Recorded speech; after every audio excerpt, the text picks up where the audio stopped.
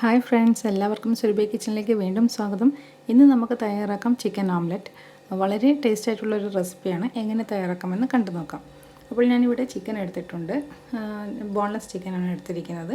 നമുക്കിവിടെ ഈ ചിക്കന് ആവശ്യമായ ഉപ്പ്, കുരുമുളക് പൊടി, മഞ്ഞൾപ്പൊടി, മുളക് പൊടി, ഇഞ്ചി വെളുത്തുള്ളിയുടെ പേസ്റ്റ് എന്നിവയൊക്കെയാണ് ഞാൻ ഇതിലേക്ക് ചേർക്കുന്നത്. അപ്പോൾ അത് നന്നായിട്ടൊന്ന് മിക്സ് ചെയ്യുക.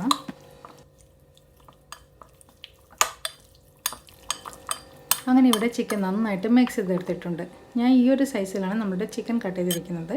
അപ്പോൾ നമുക്ക് ഇതൊന്ന് ഫ്രൈ ചെയ്യാം. ഞാൻ അതിന് വേണ്ടി ഇവിടെ ഒരു പാൻ ചൂടാകാൻ വെച്ചിട്ടുണ്ട്. ചൂടായതിനു ശേഷം നമുക്ക് ഇതിലേക്ക് ഓയിൽ ചേർക്കാം.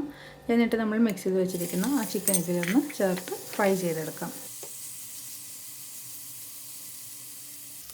ഈ ചിക്കൻ പീസസിൻ്റെ എല്ലാ ഭാഗവും ഫ്രൈ ആയി കിട്ടാൻ നമുക്ക് ഇതുപോലെ ഇടയ്ക്കൊന്ന് ഇളക്കി കൊടുത്താൽ മതി.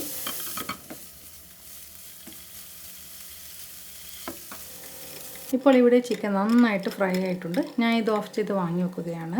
അടുത്തതായി ഇവിടെ ഒരു ബൗൾ എടുത്തിട്ടുണ്ട്. ഇതിലേക്ക് നമുക്കൊരു 3 മുട്ട പൊട്ടിച്ചൊഴിക്കാം. ഇനി ഈ മുട്ടയ്ക്ക് ആവശ്യമായ ഉപ്പും കുരുമുളക് പൊടിയും ചേർത്ത് കൊടുക്കാം.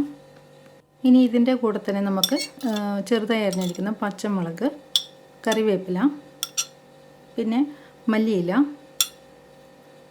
എല്ലാം ചെറുതായിട്ടാണ് അരിഞ്ഞിരിക്കുന്നത്. ചെറിയ പീസ് ക്യാപ്സിക്കം, ഉള്ളിയും ചേർത്ത് കൊടുക്കാം. ഇനി നന്നായിട്ടൊന്ന് മിക്സ് ചെയ്തെടുക്കാം. ഇത്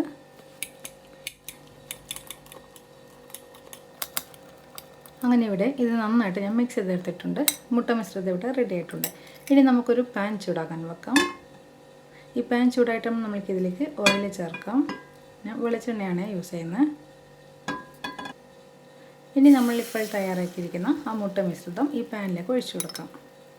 ഇവിടെ ഇപ്പോൾ തീ നല്ലപോലെ കുറച്ചിട്ടാണുള്ളത്. എല്ലാ ഭാഗത്തും മസാല ഒന്ന് എത്തിക്കുക. ഇനി നമ്മൾ ഫ്രൈ ചെയ്തിരിക്കുന്ന ആ ചിക്കൻ പീസസൊക്കെ ഇതിൻ്റെ മുകളിലായിട്ടൊന്ന് വെച്ചെടുക്കാം.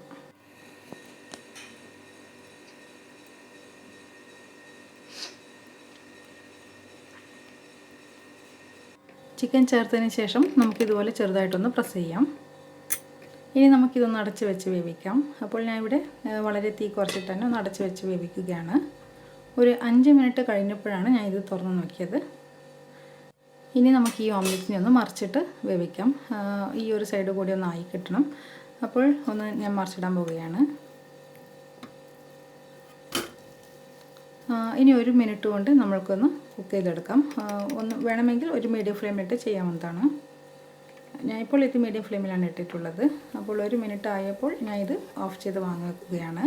അങ്ങനെ നമ്മളുടെ ചിക്കൻ ഓംലെറ്റ് ഇവിടെ റെഡി ആയിട്ടുണ്ട്.